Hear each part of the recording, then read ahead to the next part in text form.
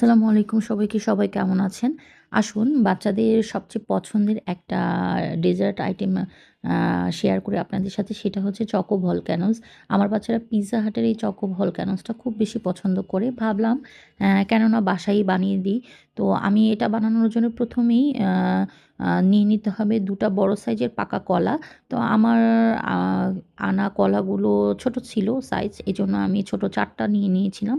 তো এটাকে আমি একটা উম আ কাঁটা চামিচ দিয়ে খুব ভালো করে ম্যাশ করে নিব। কলাটা ম্যাশ করে নেয়ার পরে আপনারা দেখতেই পাচ্ছেন আমি কলাটা কিভাবে ম্যাশ করে নিয়েছি। এটা ম্যাশ করার পরে আমি এখানে অন্যান্য যে উপকরণগুলো ছিল সেই উপকরণগুলো দিয়ে দিচ্ছি। ১ম এ দিয়ে দিব একটা রুম টেম্পারেচারে থাকা ডিম। আ তারপরে দিয়ে দিব ১ চা চামচের মতো ভ্যানিলা এসেন্স। ভ্যানিলা এসেন্স দেওয়ার পরে আমি এখানে দিয়ে দিব 1/3 কাপ আম brown sugar, 1/3 cup brown sugar দেওয়ার পরে আমি এটাকে একটু মিক্স করে নিব। তো এটাকে আমি মিক্স করার জন্য একটা হ্যান্ড হুইস্ক ব্যবহার করব। হ্যান্ড হুইস্ক দিয়ে আমি এটাকে খুব ভালো করে মিক্স করে নিব।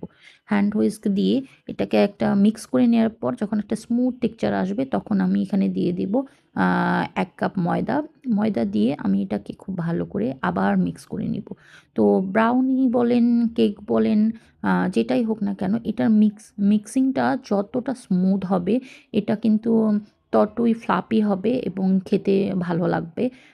এটা তত পারফেক্ট হবে। তো এ পর্যায়ে আমি এটাকে মিক্স করে নেয়ার পর আমি এখানে দিয়ে দিব 1/3 কাপের মতো কোকো পাউডার।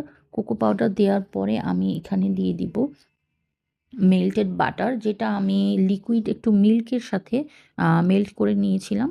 আমি এখানে ৪ চামচের মতো মেল্টেড বাটার এবং ৩ চামচের মতো লিকুইড দুধ দিয়েছিলাম। দিয়ে আমি এটা ওভেনে একটু গরম করে নিয়েছিলাম।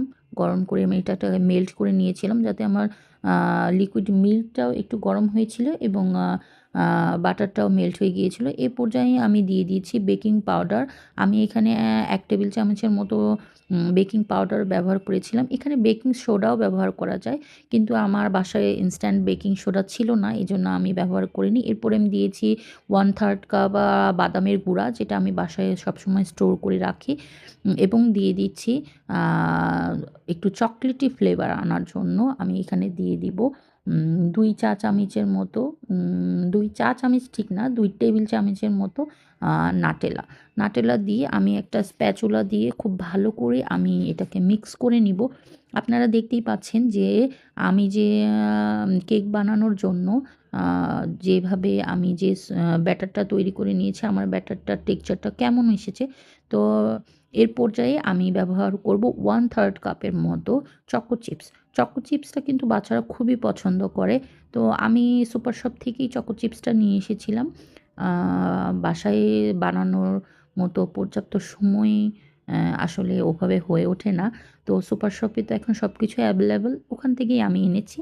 তো এ পর্যায়ে আমি সবকিছু মিক্স করে নিয়ে আমি এরকম ছোট, ছোট ডেজার্ট কাপ নিয়ে নিয়েছিলাম। আপনারা চাইলে আ মাফিন বানানোর যে ফয়েল কাপ বা সিলিকনের কাপ পাওয়া যায় সেটাও ব্যবহার করতে পারেন। তো আমি এরকম ডেজার্ট কাপই নিয়েছিলাম। ডেজার্ট কাপ নেওয়ার পরে একটু বেকিং পেপার দিয়ে ফোল্ড করে আমি এর ভিতরে দিয়ে দিয়েছিলাম এবং একটা চামিচ দিয়ে পর্যাপ্ত পরিমাণ ব্যাটারগুলো আমি কিন্তু এখানে দিয়ে দিচ্ছি। দিয়ে আমি কিন্তু এটা এয়ার ফ্রায়ারে করব। তো এয়ার ফ্রায়ারটাকে আমার প্রিহিট করা ছিল। আমি ১০ মিনিটের মতো এটার টেম্পারেচার সেট করে প্রিহিট করে নিয়েছিলাম এবং আমি ৩ টা করে কাপ এখানে বসানো যাবে। আমি ৩ টা করে কাপ এখানে বসিয়ে দিয়েছি। তো এটা আমাকে বেক করতে হবে প্রায় ২০ মিনিটের মতো। ২০ মিনিট বেক করলেই এটা হয়ে যাবে। তো আপনারা দেখতেই পাচ্ছেন উপরের টেক্সচারটা এরকম আসবে। এটা কিন্তু একটু এবড়ো-থেবড়ো দেখতেই ভালো লাগে। এটা এরকমই হয়। এবং ভেতরেরটা খুবই একটু জুসি থাকে এবং একটু নরম থাকে। এইজন্যই কিন্তু উপরের অংশটা আ এরকম এবড়ো-থেবড়ো থাকে, ভেতরের অংশটা এত নরম থাকে, জুসি থাকে বলেই কিন্তু এটাকে আম চকো ভলক্যানোস বলে। তো আপনারা কিন্তু অবশ্যই আমাকে জানাবেন যে আমার বানানো এই চকো ভলক্যানোস রেসিপিটা আপনাদের কেমন লাগছে। তা আমি আপনাদেরকে কেটে দেখাচ্ছি। দেখেন উপরের অংশটা দেখে ড্রাই মনে হলেও ভেতরের অংশ কিন্তু ড্রাই না। এটা আ ভেতরে কিন্তু অনেক সফট এবং এটা গরম, গরম খেতে কিন্তু অনেক মজা লাগে। গরম খেলে হয় কি ভেতরের অংশটা একটু আ নরম থাকে, বাচ্চারা খুব পছন্দ করে। তো সবাইকে অসংখ্য ধন্যবাদ।